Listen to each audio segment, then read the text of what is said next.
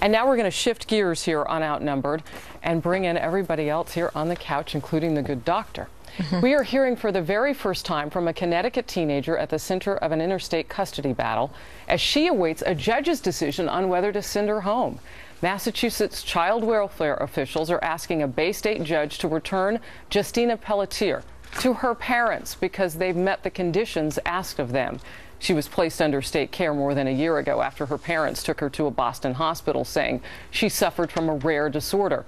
Doctors there, however, concluded her condition was due to a psychological issue and said they suspected the parents of medical child abuse. They kept that kid. And it's not clear when the judge will rule in this case to return her back. But Justina has made a video, and it is going viral online. All I really want to be with is with my family and my friends, and it's all I want is just to be with my family and friends back home where I want to do it right now. You can do it. You're the one that's judging this. Please let me go home, Judge Johnson and Governor Patrick. Please, right now. Please let me go home right now. I need to be home with my family. Wow. And we're all taking a deep breath as we watch that. Ainsley, what are your first impressions to this video? I think let the little girl go home. The parents say they didn't abuse her. She's clearly begging to go home. She's 15 years old. Those are great years, high school years. She's missing out on that. And this is all in the judge's hand. Now, if there is evidence of abuse, hey, don't send her home. But I trust that the judge will investigate and make sure that everything's okay and safe at the home. But it sounds like it is. What a saga. 16 months ago, they went into the ER on a snowy night in Boston. This is your home area. Night in you Boston. know this family. Take us inside the story, Doc. I do. I had dinner with the Pelletiers. I know Lou Pelletier. People might describe him as a forceful fellow, but there is nothing that comes across over a dinner with him and his daughters and his wife that alarmed me, and I'm a pretty sensitive listener.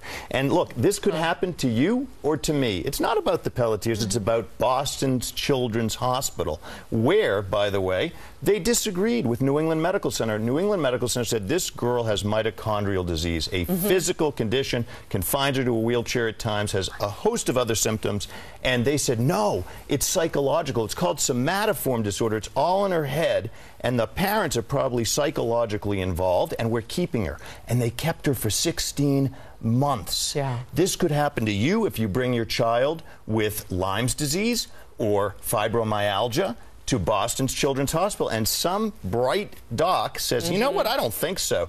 This hospital has a history of not respecting parental rights, in my opinion. We won't get Fox News into this. In my opinion, they don't respect parental rights, and they're the leading edge of helping the state take your kids. You know what's interesting, Katie, in all of this? Lawmakers locally there have gotten involved. And I'm curious if politicians can play any kind of a successful role in something like this, because this is medical. I think that they can play a successful role in giving parents back their rights. And parents have been seeing their rights go away. And one thing I want to point out is that there's been this question of abuse at the home at the center of this controversy. But what about the abuse by the state? This little girl got sicker during that 16 months she was in the care of the state, which was supposed to be taking a better job, better care of her. Sure, why is she in a wheelchair still? And yet she is sicker now than she was when they took her away from the parents. So lawmakers, if they're going to get involved, the way that they can help is to give parents back their rights, because parents know what is the best for their children. As she says in that video, she says, I want to be home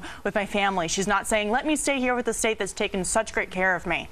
How is it that they could see such a different diagnosis and a psychological one and not a physical one?